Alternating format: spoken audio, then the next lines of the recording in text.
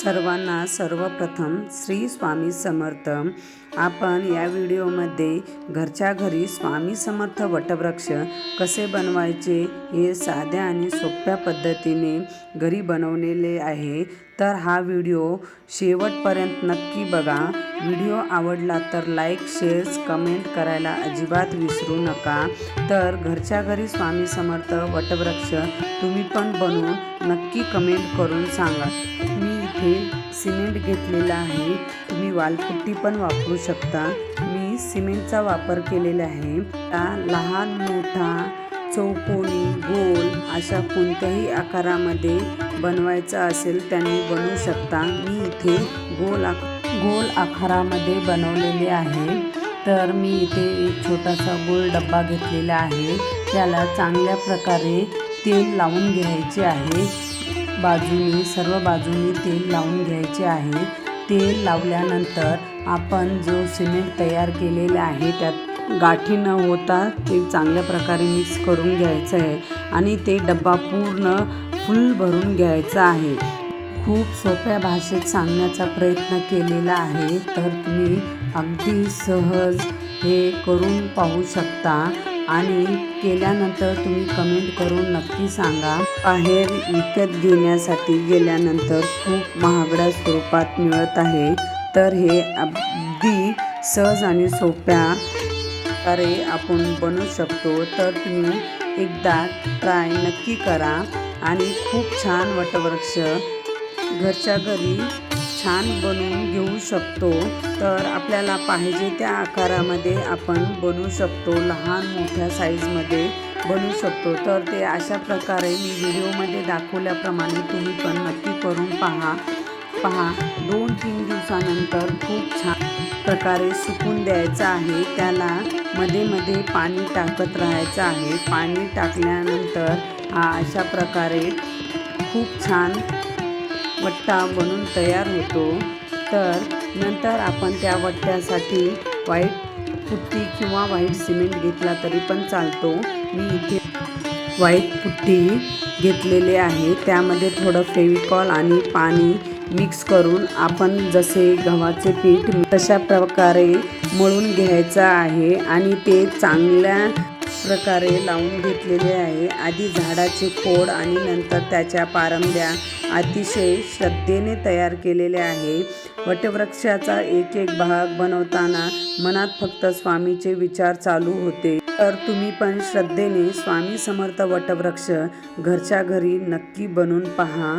अगदी सहजरित्या छान प्रकारे तयार करता येतो।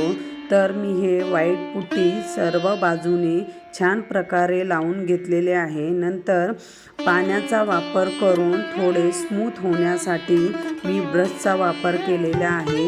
ब्रशनं ते व्यवस्थित स्मूथ करून घेतलेले आहे, म्हणजे आपण कलर केल्यानंतर आपण व्यवस्थितरित्या आपल्याला दिसलं पाहिजे। तर हे पहा अशा प्रकारे व्यवस्थित बनलेला आहे। आपण त्यामध्ये थोडा क्लेचा पण वापर करणार आहे। तर तुम्ही सहज चांगल्या प्रकारे बनवू शकता। आपल्याला झाड बनवण्यासाठी आपल्याला थोडं उलन पण वापरण्यात येतो। तर आपण छोटे छोटे उलनचे गोंडे तयार करून घ्यायचे।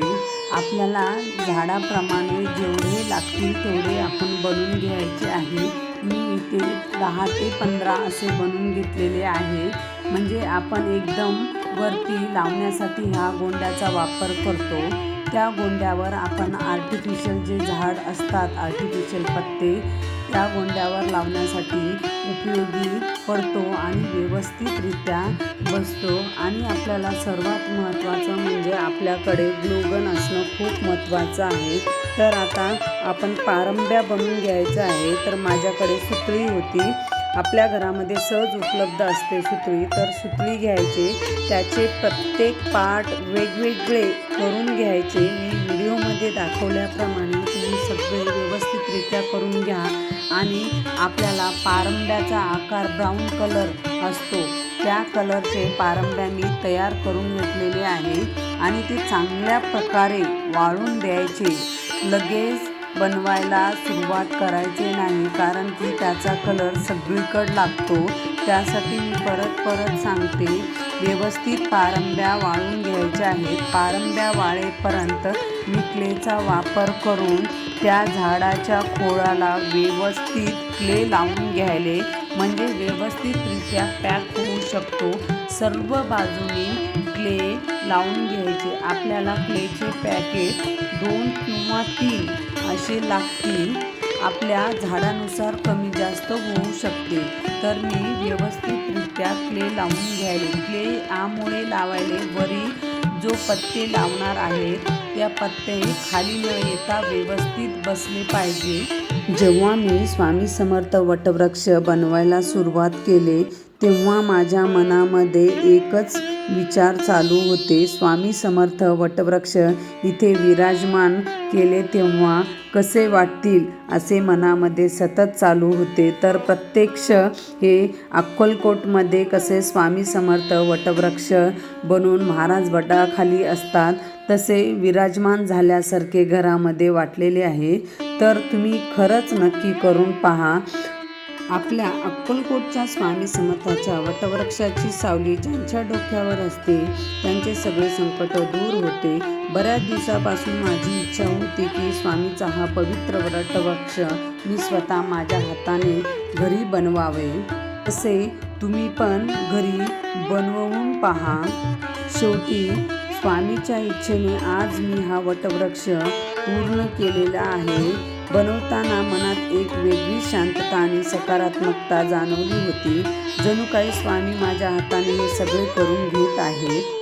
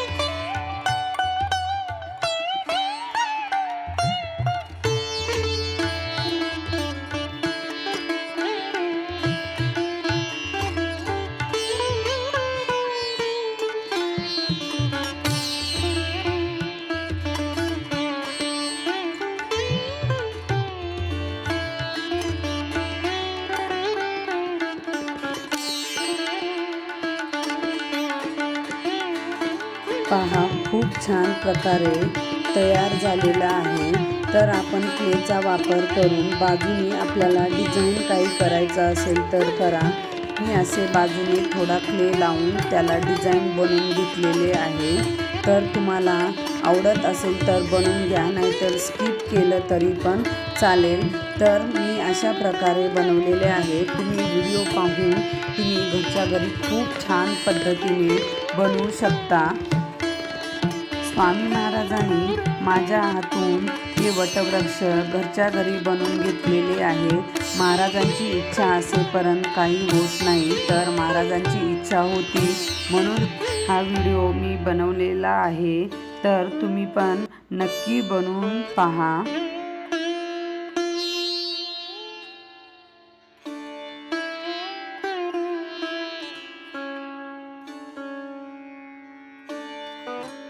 भिवू नकोस, मी तुझ्या पाठीशी आहे, या स्वामीच्या ह्या मंत्राचा आधार घेऊन मी आज अक्कलकोट स्वामी समर्थ वटवृक्षाचा हा सुंदर प्रतिमा बनवलेली आहे. तर तुम्ही पण नक्की बनवून पहा.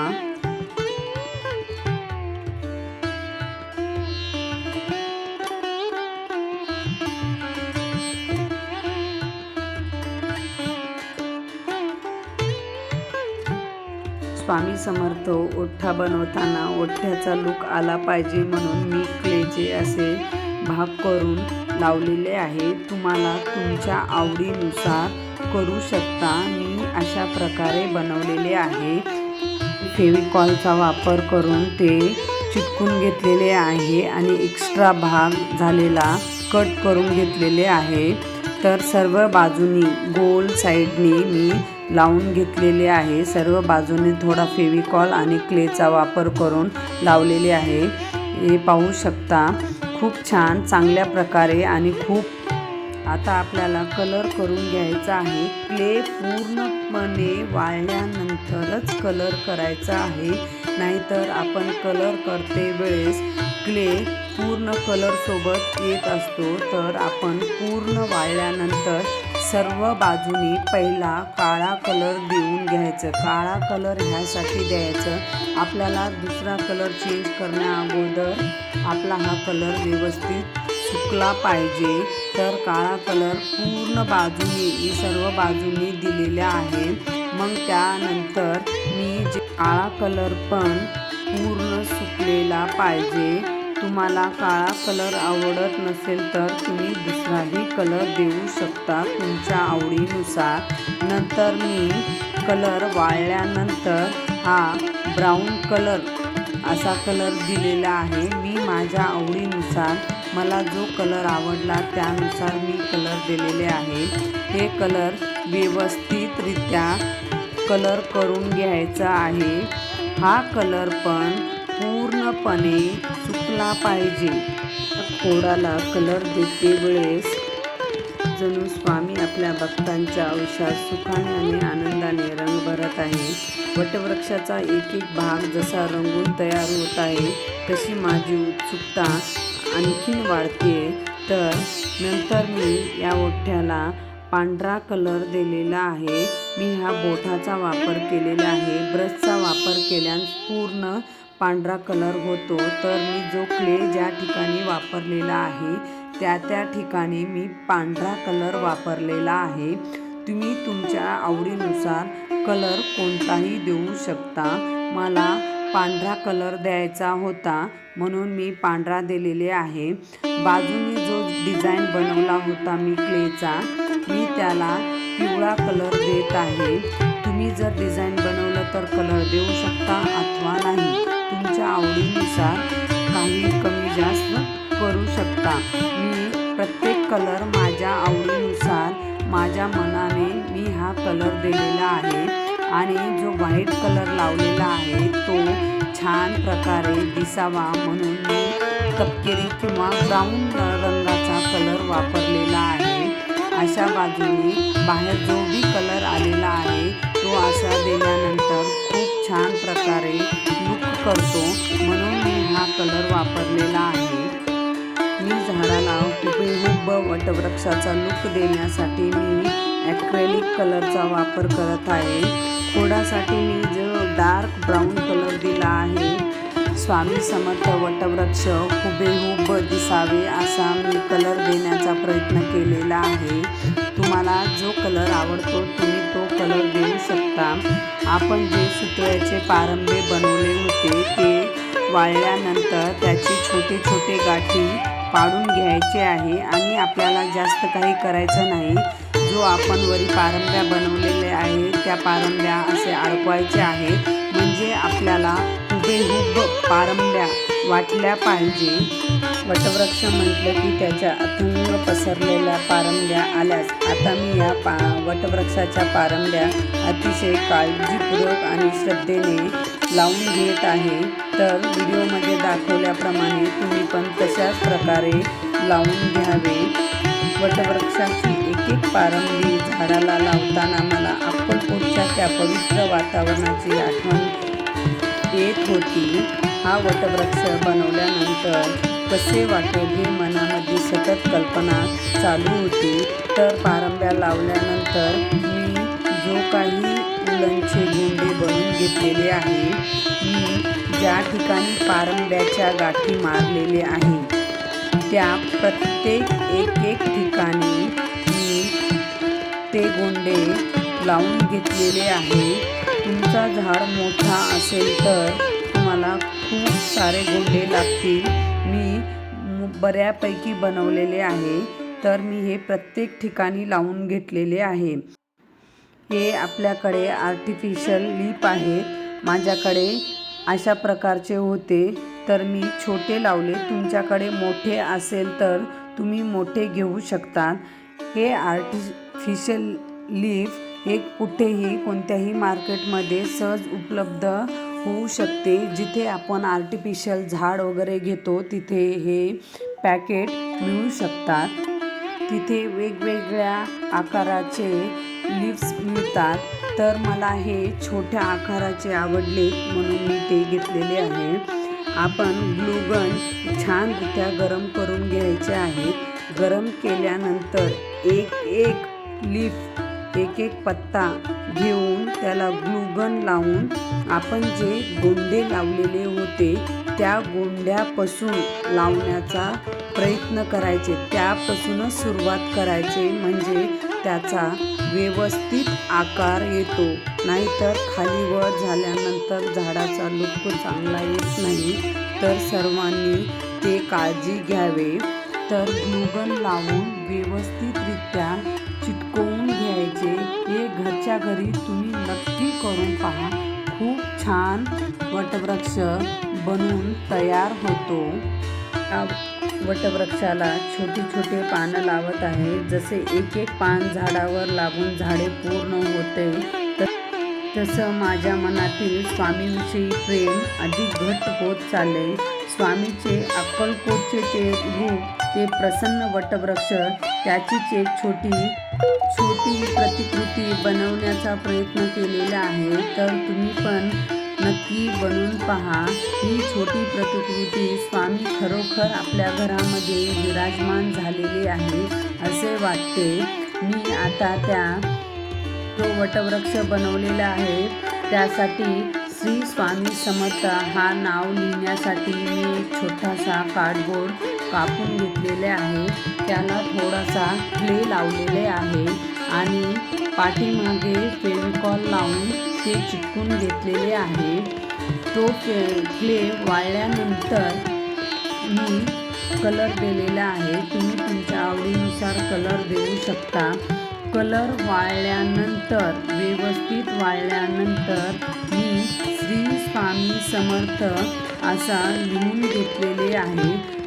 आपला हा छोटूसा पण अतिशय सुंदर असा वटवृक्ष तयार झालेला आहे.